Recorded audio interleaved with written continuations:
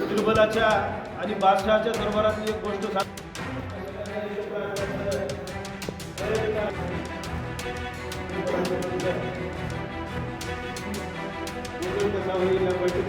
परिणाम कसे होणार। भारतीय जनता पार्टीच्या काल निष्ठावंत कार्यकर्त्यांची एक बैठक संपन्न झाली, जी की त्यांना निष्ठावंत कार्यकर्त्यांना डावलण्यात आल्याचा आरोप त्यांनी काल केलेला आहे आणि अपक्ष उमेदवारी दाखल केलेली आहे। आपल्यासोबत आमदार संभाजी पाटील निलंगेकर आणि लातूर शहर महानगरपालिकेचे निवडणूक प्रमुख आहेत। आपण त्यांच्याशी बातचीत करणार आहे।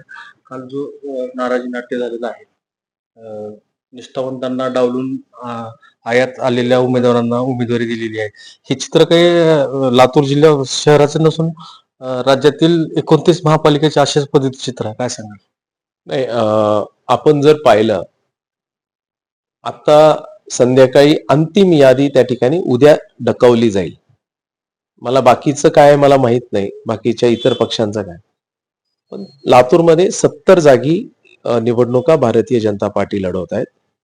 70 पैकी जवळपास 12 उमेदवार असे आहेत की ज्या ठिकाणी आपल्याला उमेदवारी बदलावं लागली, त्या भागामध्ये जे प्रभावशाली लोक काम करतात अशा जणांना आपल्याला उमेदवारी द्यावी लागली। 58 जागी अनेक वर्ष जे भारतीय जनता पार्टीचे जे कार्यकर्ते काम करतात अशांनाच उमेदवारी त्या ठिकाणी, म्हणजे 90% पेक्षा अधिक उमेदवारी अनेक वर्ष जे भारतीय जनता पार्टीचे काम करतात यांना उमेदवारी देण्यात आली। राजकीय समीकरण प्रत्येक प्रभागामधले वेगवेगळे असतात।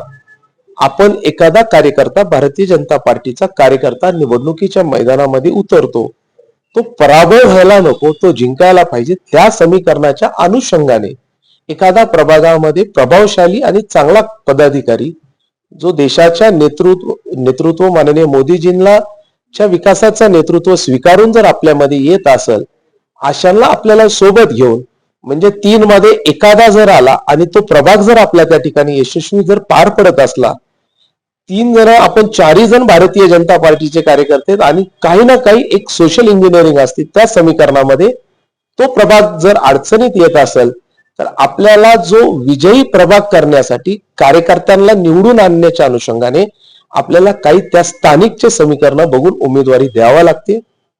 निश्चितपणे 90% पेक्षा अधिक तिकीट उद्या ज्यावेळेस यादी जाहीर होईल त्याच्यामध्ये आपल्याला लक्षात येईल की 90% तिकीट हे भारतीय जनता पार्टीच्या पदाधिकाऱ्यांना दिले। जागा एक आहे, 600 अर्ज 600 जणांनी भारतीय जनता पार्टीकडे मागणी केलेली आहे।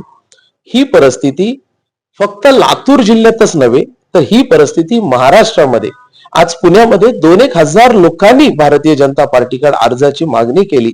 हा विश्वास या नेतृत्वाकडे, अनेक जणांना त्याच्यामध्ये जागा एक असते, मागणारे 10 असतात, 15 असतात, 20 असतात, सर्वजणच त्या ठिकाणी उमेदवारी देऊ शकत नाही, एकाला उमेदवारी द्यावी लागते।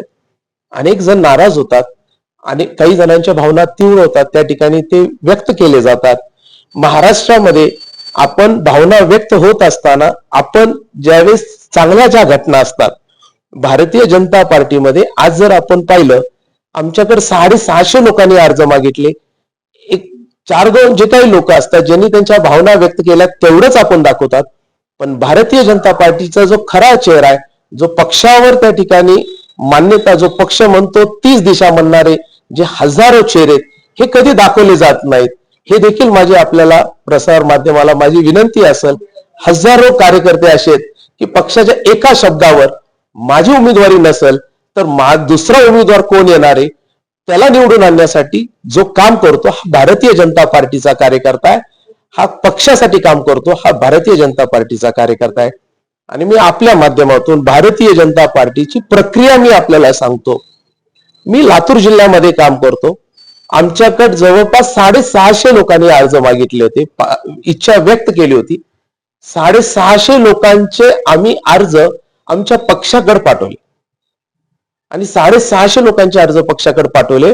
आमचे प्रदेशाचे अध्यक्ष त्याचा सर्वे करतात, राज्याचे मुख्यमंत्री आमचे जे नेते आहेत माननीय देवेंद्र फडणवीस साहेब हे त्याचा सर्वे करतात, निवडणुकीचे जे प्रमुख आहेत माननीय बावनकुळे साहेब हे त्याचा सर्वे करतात। तिघांच्या सर्वे मधून जो नाव येतं, आता जिल्ह्यामध्ये मी काम करतो, अभिमन्यू काम करतात, रमेश आप्पा काम करतात, अर्चनाताई काम करतात, अजित पाटील कवेकर काम करतात. आम्ही सर्वजण जरी 4-5 जरी भारतीय जनता पार्टीचे जिल्ह्यातले समोरचे चेहरे असतील, कुणाचीही उमेदवारी आम्ही 4 जण नाही ठरवत. सर्वेमध्ये भारतीय जनता पार्टीचा जो सर्वे होतो, सर्वेमध्ये ज्याचे नाव येतील त्याला प्राधान्याने त्या ठिकाणी उमेदवारी दिली जाते. एखाद्या ठिकाणी ऐन वेळेस जर एखादी जागा त्या ठिकाणी अडचणीत असेल किंवा एखाद्याने फॉर्म भरत असताना ऐन टायमाला माघार घेतला, अशाच ठिकाणी जागा बदलली जाती. ती देखील जागा बदलायची असेल तर आम्हा 4घांची, म्हणजे आम्ही जिल्ह्यामध्ये 5-6 जणांची एक स्टर्निंग कमिटी असते, एक संचलन समिती असते. ह्या संचलन समितीच्या एकत्रित जर 7 जणांच्या सह्या असतील तरच त्या जागेवरच्या उमेदवारी बदलली जाते. त्याच्याशिवाय बदलली जात नाही.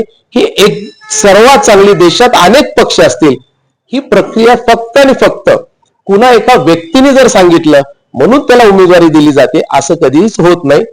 पण होत असताना अधिकारातला माणूस कोण असतो त्याच्यावर अधिक लोक रोष करतात. जिल्ह्यामध्ये मला असं वाटतंय की सर्वात अधिकाराचा माणूस संभाजी पाटील आहे. कुणी जर रोष व्यक्त केला असेल, मी तो कुणाबद्दल मी त्याची माझी वाईट भावना न ठेवता त्यांचा माझ्याशी असलेल्या जवळीकपणाचा ह्याला मी समजून घेईल आणि त्यांना देखील भविष्यामध्ये भारतीय जनता पार्टी सोबत ते काम करतील अशी देखील मी प्रयत्न करेल. कार्यकर्त्यांचा एकच रोष होता की आम्ही एवढ्या निष्ठेनं अनेक वर्षापासून 30-40 वर्षापासून भारतीय जनता पार्टीचं काम करतो आणि काल परवा आयात आलेल्या उमेदवारांसाठी आमची उमेदवारी कट केली जाते, हा एक सूर होता. नाही, मला आपल्याला परत तेच सांगायचंय, 70 पैकी 58 म्हणजे 90% जागा मी तुम्हाला यादी जर दाखवली, तुम्ही माझी यादी तपासून बघा, भारतीय जनता पार्टीची महाराष्ट्रातली यादी तपासून बघा, 90% पेक्षा एक जागा जरी खाली आली ती मी म्हणल ती गुन्हेगारी देतो. 90% कार्यकर्ते हे भाजपचे, पण 90% कार्यकर्त्यांचा पराभव होऊ नये, त्यांनी कुठे अडचणीत येऊ नये, त्या प्रभागातले समीकरण बसायला पाहिजे, सामाजिक समीकरण बसायला पाहिजेत. आणि त्या सामाजिक समीकरण मध्ये एखादा चांगला कार्यकर्ता जर आपल्याकडे येत असेल आणि तो आपले पक्षाचे विचार जर स्वीकारत असेल, आम्ही काय 50% तिकीट जागा बदलल्यात असं नाही. मी काय म्हणतो, 90% भाजपचा कार्यकर्ता आहे, 10% येणाऱ्या समीकरणामध्ये जे बसतात त्यांना उमेदवारी दिलेली आहे. ते अपक्ष उमेदवारी लढणार अशी त्यांनी भूमिका घेतलेली आहे, त्यांची मनधरणी करणार का? बघा, ते भाजपचे कार्यकर्ते आहेत. आपल्या घरातले आपले मुलं, कुटुंबातले सदस्य ज्यावेळेस रागवतात त्यांना बाहेर काढतात असं नाही, त्यांना समजावं लागते, त्यांना जवळ घ्यावं लागते, त्यांना बोलावं लागते. मी तर एक कार्यकर्ता आहे, जमिनीच्या स्तरावरून काम करत करत आम्ही इथपर्यंत पोहोचलोय. कार्यकर्त्यांच्या भावना लक्षात घेऊन त्यांना समजवणं, त्यांच्याशी बोलणं, त्यांची संवाद करणं आणि त्यांना परत या प्रवाहामध्ये घेणं. माणसं, मी आपल्याला सांगतो, आपण सर्वजण माणसं, आपण हाडामासाचे बनलेले आहेत. आपल्याला मन आहे, हृदय आहे. दुःख कुणाला होतं, जे माणसं आहेत त्यांनाच दुःख होतंय. तसंच ते देखील कार्यकर्ते, त्यांच्याही मनाला वेदना झाल्या असतील, त्रास झाला असेल, हे आम्ही समजून घेण्याचं काम असतंय. मी आमच्या बैठकीमध्ये मी आवर्जून सांगितलंय, उमेदवारी देत असताना तुमची नाराजगी जर असेल, तुम्हाला वाईट वाटत असेल आणि समजा जर नाराजगी काढायचीच असेल, ही नाराजगी आपण भारतीय जनता पार्टीवर नाही तर माझ्यावर नाराज व्हा, माझ्यावर रागवा, पण पक्षावर नको, हे देखील मी त्यांना विनंती केलेली आहे. मोठ्या प्रमाणावर आर्थिक व्यवहार झाल्याचं पण काल बोलले कार्यकर्ते, पण कितपत सत्य माहित नाही. हे बघा, बोलत असताना वेगवेगळ्या माध्यमातून प्रत्येक जण आपापली भावना व्यक्त करत आहेत. आज प्रत्येक ठिकाणी वेगवेगळी भावना व्यक्त करतात. ह्याचा अर्थ असा नाहीये. भारतीय जनता पार्टी सर्व अंगाने कार्यकर्त्याच्या मागे उभा टाकते, कार्यकर्त्यांना निवडून आणते आणि बोलत असताना त्याचं तथ्य देखील आपण बघणं गरजेचं आहे. आपण जिल्ह्यातून अनेक वर्ष, तुम्ही या जिल्ह्यातलेच पत्रकार आहात, ज्यांनी ह्या ठिकाणी अशा पद्धतीचे आरोप प्रत्यारोप करण्याचा प्रयत्न केलाय.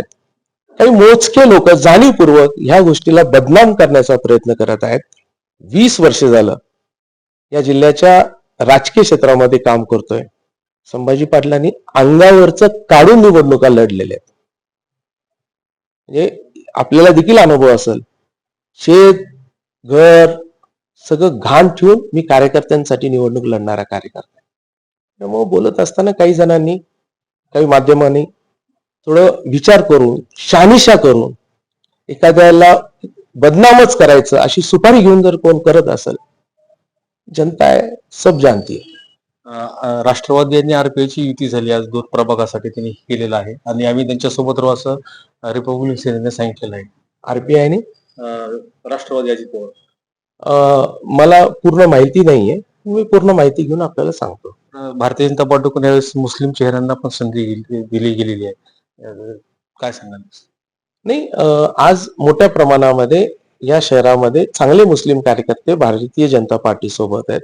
राष्ट्रभावना घेऊन जे काम करतात अशा सर्वांना संधी आज जर तुम्ही जर पाहिलं, लातूरमध्ये समाजातल्या सर्व घटकाला, वंचित घटकाला असेल, समाजातल्या सर्व घटकांना संधी दिलेली आहे. आज मुस्लिम समाज आहे, लिंगायत समाज आहे, धनगर समाज आहे, माळी समाज आहे, मराठा समाज आहे, 12 बलुतेदार समाज आहे, ह्या सर्व समाजाला एकत्रित घेऊन ज्या ज्या भागामध्ये ज्याचा प्रभाव आहे, आज आपण जर भटक्या समाजातले उमेदवार पाहिले त्यांना देखील संधी दिलेली आहे, ठाकूर समाजातलेही त्यांना संधी दिलेली आहे. प्रत्येक समाजाला त्या ठिकाणी, मातंग समाज आहे, बौद्ध समाज आहे, आज सर्वांनाच, म्हणजे आज जर पाहिलं गोसावी समाज आहे, चर्मकार समाज आहे, सर्व समाज, सर्व तळागाळातल्या लोकांना एकत्रित घेऊन आम्ही जातीपातीवर उमेदवारी देत नाही, तर समाजातल्या सर्व घटकांना एकत्रित घेऊन त्या ठिकाणी त्यांनी काम करावं अशी आमची भावना असते. आता निवडणुका लागलेल्या आहेत, प्रचाराला सुरुवात झालेली आहे. आपण कशा पद्धतीने मोर्चे बांधणी केलेली आहे एकंदरीत लातूर शहर महानगरपालिकेच्या? नाही, आमच्याकडे एकच मुद्द्यावर आम्ही निवडणुकीत समोर जाणार आहे. आम्ही विकासाच्या मुद्द्यावर निवडणुकीत समोर जाणार आहे. काँग्रेस सरकारचं या शहरामध्ये अनेक वर्षांचं राज्य होतं. आज देखील लातूर शहरामध्ये पिण्याच्या पाण्याचा प्रश्न व्यवस्थित सुटला गेला नाही.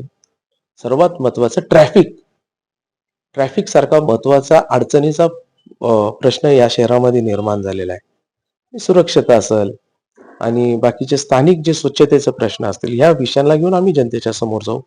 विकासच हा आमचा एजेंडा असणार आहे. जो विकासाचा वारसा, कुणाचा विकासाचा वारसा काँग्रेसचा नाही आहे. देशाचे पंतप्रधान माननीय नरेंद्र मोदी साहेब आहेत, राज्याचे मुख्यमंत्री माननीय देवेंद्र फडणवीस साहेब आहेत. हाच विकासाचा वारसा आम्ही महानगरपालिकेसाठी समोर घेऊन एकत्रित, मी असेल, अभिमन्यू असतील, रमेश आप्पा असतील, अर्चनाताई असतील, बसवराज पाटील साहेब असतील, आम्ही सर्वजण मिळून त्या ठिकाणी समोर, अजित पाटील कवेकर असतील. अर्चना पाटील चाकूरकर यांना पण डावललं गेल्याचं पण बोलण्यात आलेलं आहे. म्हणजे काय मला आपल्याला आवर्जून सांगायचं आहे, काही माध्यम असे बसलेले आहेत जे शकुनीच काम करतात व काहीतरी त्याच्यामध्ये वाद घालायचं काम करतात. मला सांगा, अर्चनाताई आमच्या नेत्या आहेत. आज भारतीय जनता पार्टीने त्यांना विधानसभेची संधी दिली. आज काहीतरी विचार करून ह्याबद्दल देखील बोलायला पाहिजे. अनेक वर्ष काँग्रेस पक्षाने अन्याय केला, या देखील आपण लक्षात घ्या. भारतीय जनता पार्टीने त्यांना संधी दिली. आमची जी संचलन समिती आहे, क्रमांक 1 ला माझं नाव असेल, तर क्रमांक 2 ला अर्चनाताईंचं नाव आहे, मग अभिमन्यू पवार आहेत, मग रमेश आप्पा कराड आहेत, मग बसवराज पाटील आहेत आणि मग त्याच्यानंतर कवेकर आहेत. ही आमची जिल्ह्याची संचलन समिती आहे. आता ह्याच्यातून तुम्हाला डावललं असं कुठं वाटतंय? कार्यकर्त्याची मोर्चे बांधणी कशा पद्धतीने केलेली आहे? भारतीय जनता पार्टी 24/7 हे कार्यकर्त्यांमध्ये असते, जनतेमध्ये असते. आम्ही निवडणुकीला सर्व पद्धतीने 365 दिवस आम्ही आमचा कार्यकर्ता सज्ज असतो. आम्ही निवडणूक आली आहे म्हणूनच निवडणुकीत येतो असं कधी नाही. We are always ready for the elections. तर हे होते आमदार संभाजी पाटील यांनी सांगितलेलं की जे पक्षातले जे नाराज लोक आहेत त्यांची नाराजगी आम्ही दूर करून जे काही वक्तव्य केलेलं आहे हे त्याचा विचार करून वक्तव्य करणं अपेक्षित आहे, अशा पद्धतीने देखील वक्तव्य आमदार संभाजी पाटील यांनी केलेलं आहे. येणाऱ्या महापालिकेत आम्ही मोठ्या ताकदीने लढून सर्वच्या सर्व जागा मिळवू अशा पद्धतीचा देखील विश्वास त्यांनी व्यक्त केलेला आहे. विजय कवाळे, नवराष्ट्र, लातूर.